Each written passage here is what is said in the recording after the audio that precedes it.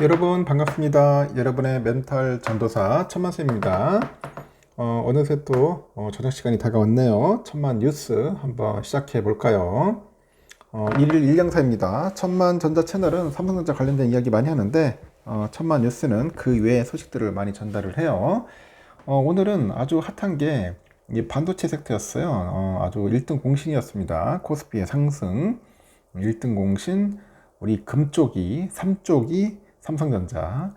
이제 6만 전자 올라탔고 다음은 어디냐 뭐 그런 이야기가 있던데, 하여튼 반도체 대장주인 삼성전자가 이제 반등을 했고 6만 원을 회복했어요. 기관 애들이 반도체 그 실리콘 카바이드 관련주로 좀 몰리고 있다고 합니다. 금감원 전자공시 시스템 보면은 S플러스 자산운용이 KNJ 지분 5.04%를 신규 취득했다고 합니다. 이날 종가 기준 KNJ 주가가 16,400원, S플러스 자산운용의 평균 매수 단가는 16,312원이에요. KNJ는 디스플레이 검사 장비를 만드는 업체였는데 지난해 9월 관련 사업을 중단한다고 밝혔고, 이 고수익 SiC 포커스링 사업에 이제 집중하기 위해서 그런 이야기들을 합니다. SiC 포커스링은 메모리 반도체 그 시각 공정에 사용되는 소모품입니다. SiC는 기존 실리콘보다도 강도와 열 전도율이 높아가지고 수요가 급증하는 그런 추세라고 하죠. 외국계 기관인 베어링 자산운용도 지난 7일에 SiC 포커스링 글로벌 1위 업체죠. TCK 지분을 기존 6.04에서 6.73%로 확대했다고 합니다. TCK는 일본 도카이 카본과 한국의 KC의 합작 범인이더라고요. 시가총액이 1조 741억 원, KNJ 시총보다도 훨씬 큰 규모의 기업이더라.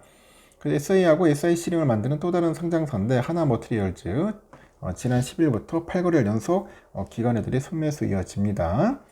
지난 8거래일 동안 기관애들은 하나머티리얼즈를 총 153억 정도 순매수했고, TCK도 지난 14일부터 5거래일 연속 기관 투자자들의 순매수가 들어왔다는 거 참고하시면 될 것 같습니다. 하여튼 요즘 삼성전자 상당히 핫하다, 그렇게 보시면 되고요.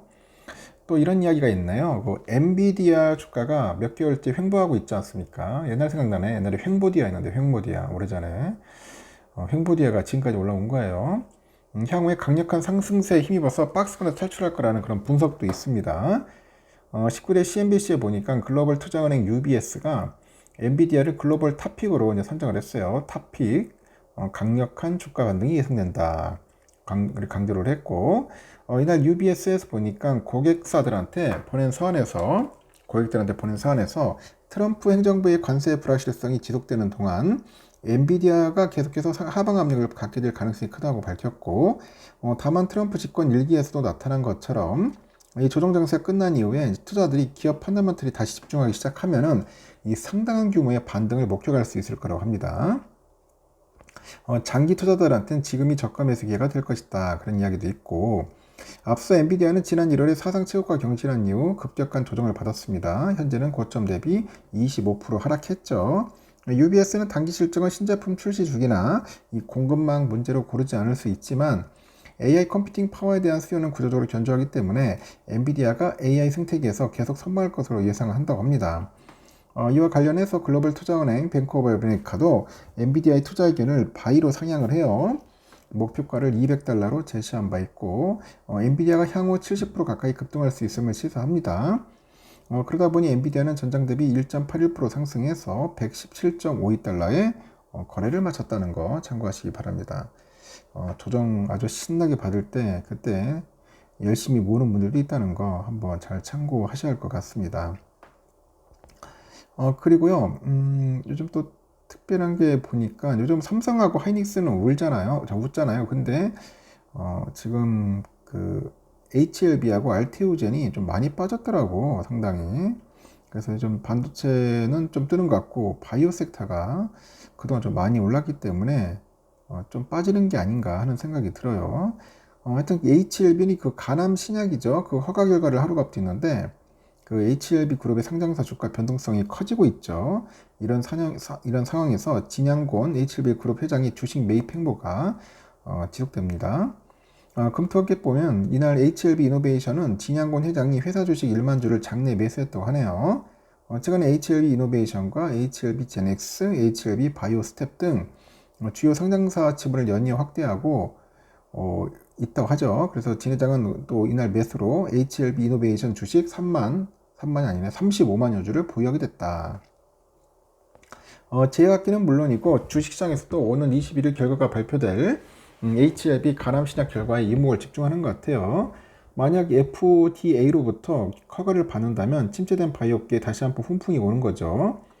그동안에 국내 기업이 항암제 분야에서 글로벌 임상부터 미국 FDA 허가까지 직접 진행을 해서 성공한 사례가 없었기 때문이라고 합니다. 시장에서는 이와 같은 행보에 진 회장이 신약 허가에 자신하고 있기 때문이다. 뭐 그런 이야기도 있네요. 그래서 그룹의 최고 경영자로서 최근에 기업 가치 대비 낙폭이 과다한 상장사를 중심으로 책임 경영에 나설 것이다. 그런 이야기도 있다는 거 참고하셨으면 좋겠습니다. 하여튼 뭐 그런 이야기들도 들려오니까 요즘 하여튼 바이오 섹터가 잘만 가면은 좋죠. 잘 오르면 좋을 텐데 과연 어떻게 될지는 좀 더 한번 지켜볼 것 같습니다. 요즘 또 떠오르는 또 종목이 뭐냐면 또 포스코홀딩스더라고요. 포스코홀딩스가 오늘 급등을 했는데 일본제철 주식 매각을 진행한다는 계획이 알려졌다고 하더라고요. 포스코홀딩스 주가는 이날 전거래 대비 6.24% 상승해서 33만 2천 원에 마감을 했습니다. 포스코는 이날 정기주총에서 연임 후에 재선임 조건 등 정관의 일부 변경의건 등을 원안대로 통과시켰다고 합니다. 포스코홀딩스 회장은 사내 CEO 후보 추천위원회에서 선별한 인원을 주총으로 선임하고 아울러서 포스코홀딩스는 지난해 기말 배당금 2,500원을 승인받아서 24년 연간 기준 주당 배당금 1만 원을 확정했다고 합니다.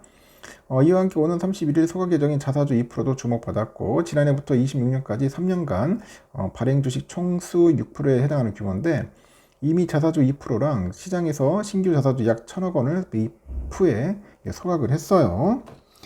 전날에 또 포스코홀딩스가 4,678억 정도 규모의 일본제철 주식 매각을 진행합니다. 포스코그룹의 저수익이 장기화된 125개 사업의 구조 개편을 진행하는데 자산의 효율성을 제고해서 재무 건전성 유지하고 현금을 핵심 사업 재투자랑 주주 환원에 쓰이기 위해서랍니다.